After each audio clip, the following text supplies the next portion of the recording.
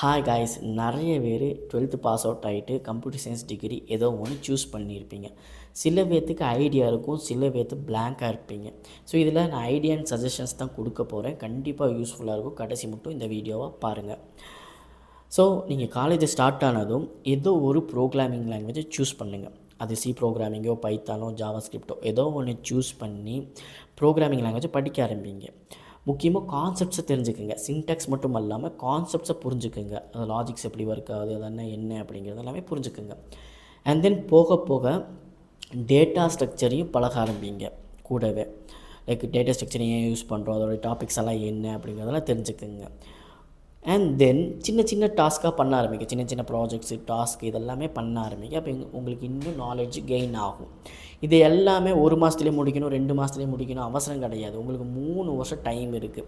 நீங்கள் கரெக்டாக பிளான் பண்ணிங்கன்னா கரெக்டாக எல்லாத்தையுமே முடிக்கலாம். நீங்கள் கரெக்டாக 3 வருஷம் முடிக்கும் போது உங்களுக்கு நிறைய நாலேஜ் இருக்கும். சீக்கிரமாக அச்சீவ் ஆகிறதுக்கு, ப்ளேஸ் ஆகிறதுக்கு உங்களுக்கு யூஸ்ஃபுல்லாக இருக்கும். சரி, இதெல்லாம் எப்படி படிக்கிறது அப்படின்னு கேட்டிங்கன்னா நிறைய ஃப்ரீ ரிசோர்ஸஸ் அவைலபிளாக இருக்குது.